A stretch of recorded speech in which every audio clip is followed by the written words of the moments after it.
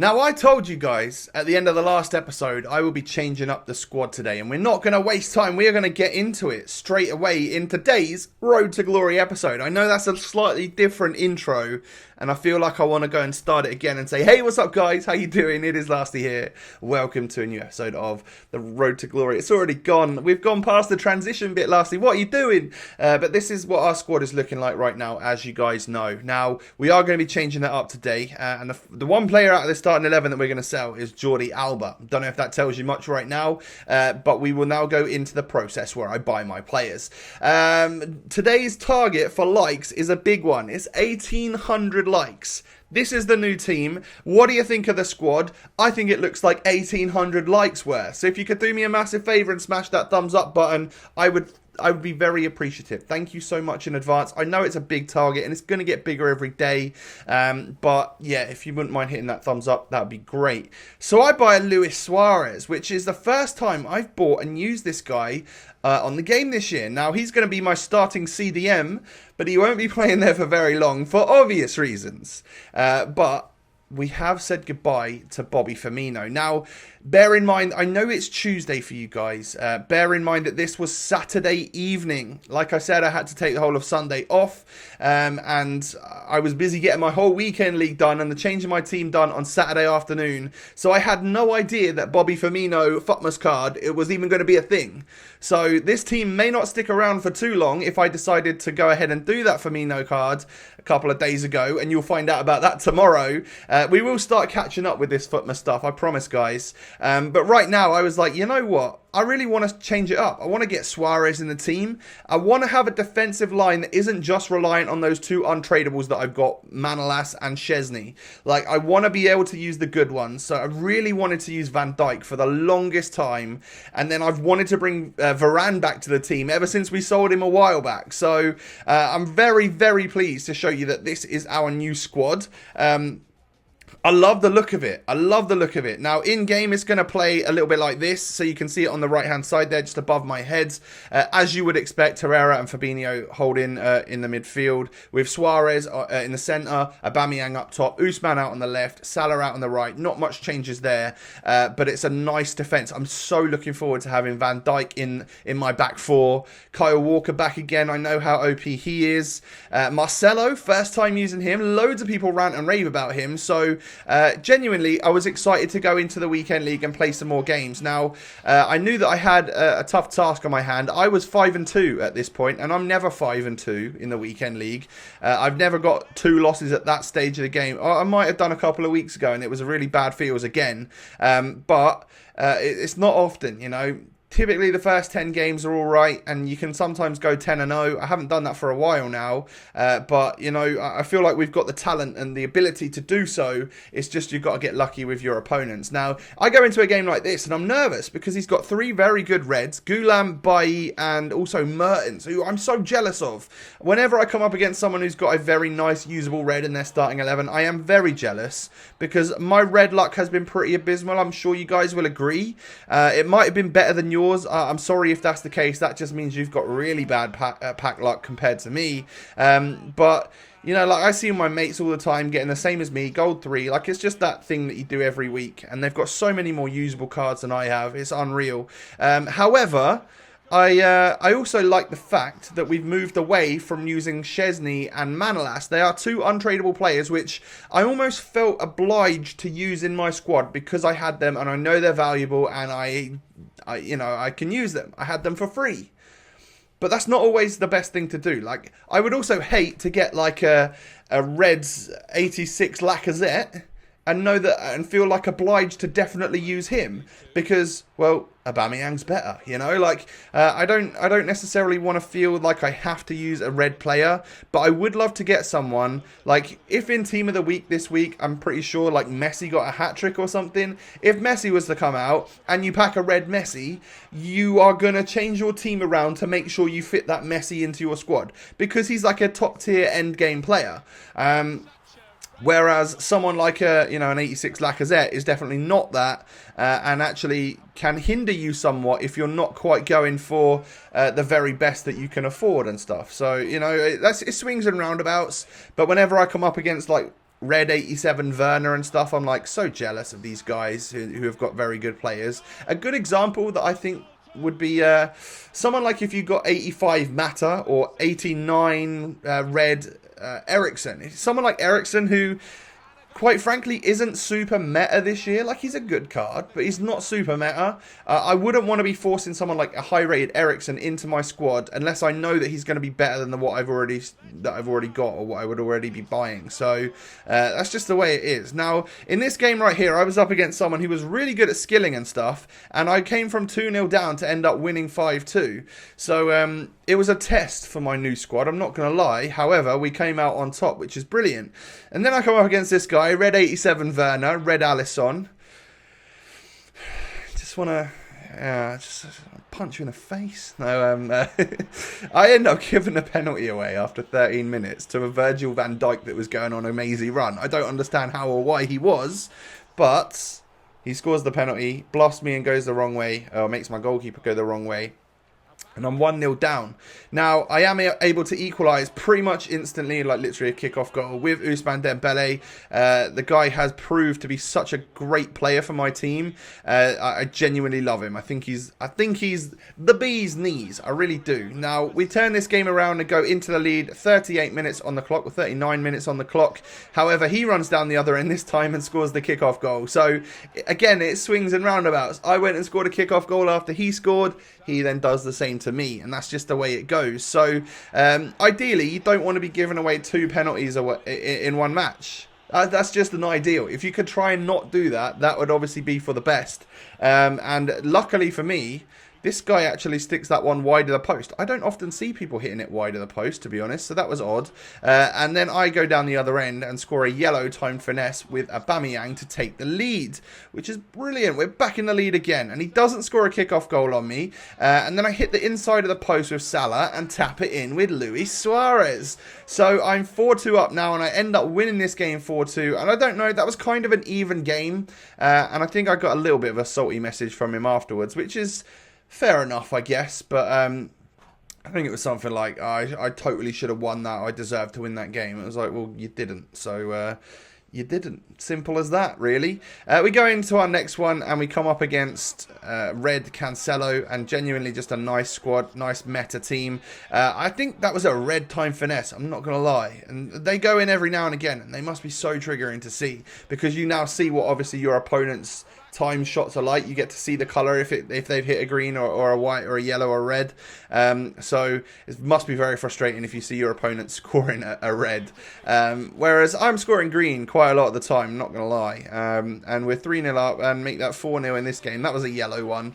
But this guy decided to then keep playing, but then at half-time, which was only a couple of minutes later, he did the smart thing and got out of there, because that was 4-0, and I just genuinely think I would have gone to town in the second half and won about 8-0 or something. So that, I believe, is our 10th win of the weekend league. So we've gone from 5-0 to 5-2 to 10-2.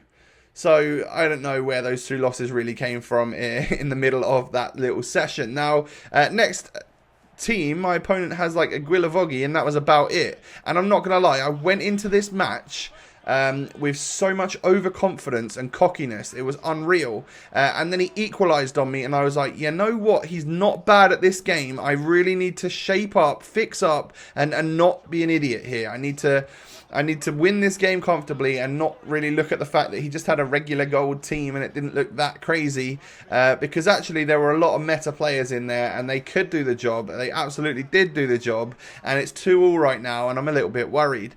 Pato in the 76th minute plays it out to Salah, who cuts inside past Nainggolan, plays it across to Pato, who, like I said, always comes in clutch for me. You can always rely on a goal from him, and that was enough to make us win this game 3-2 in one which wasn't as easy as I thought it was going to be.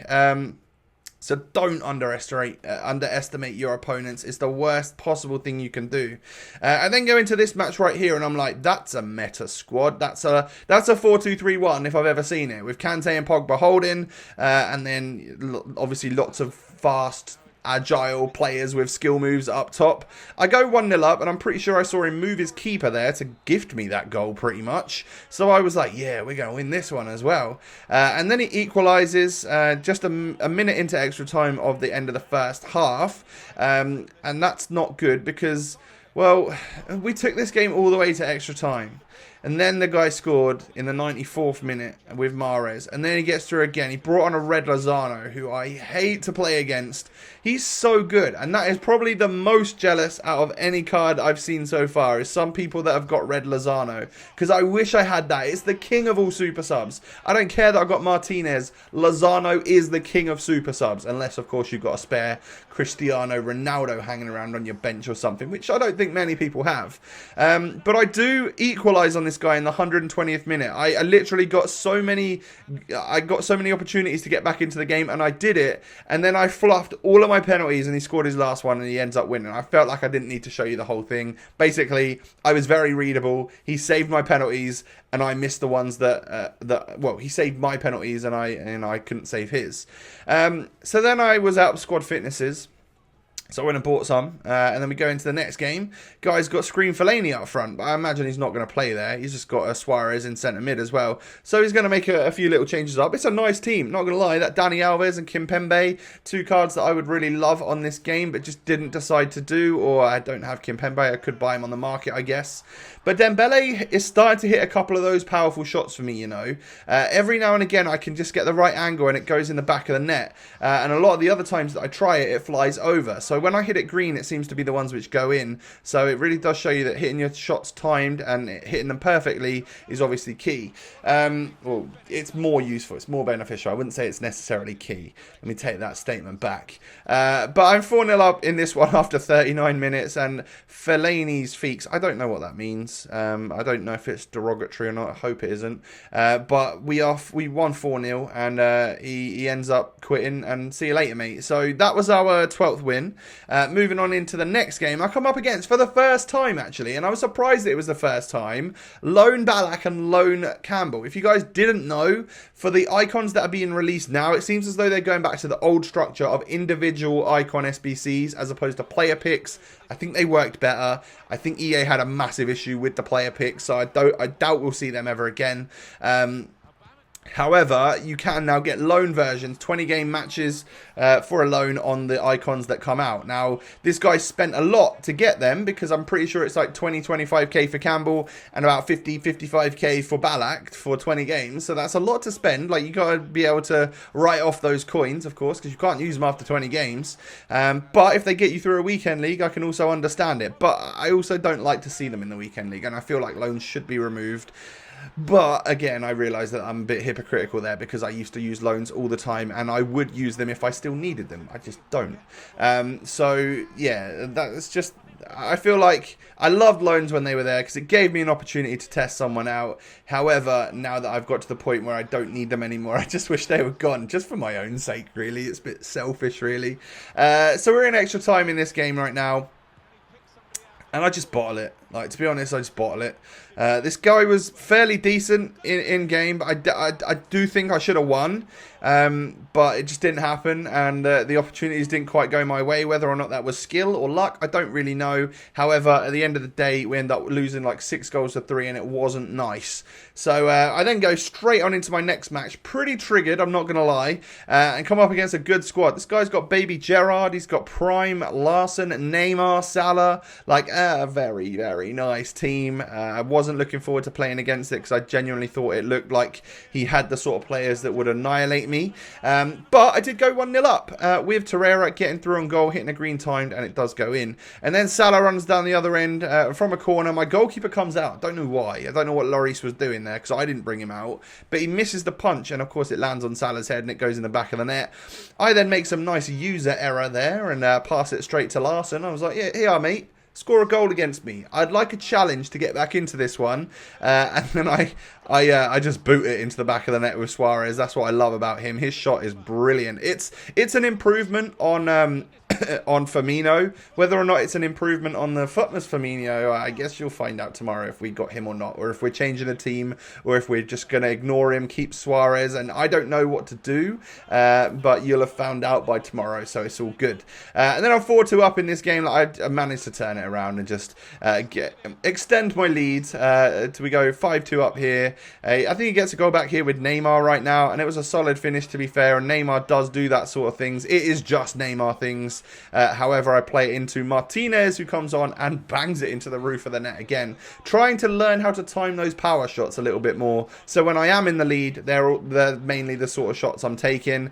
We try another power volley there with Salah, and that flies into the back of the net as well. So we won 7-3, a 10-goal thriller that match. And then we come up against this guy. Davinson Sanchez and Van Dijk at the back. Red 87 Mahrez.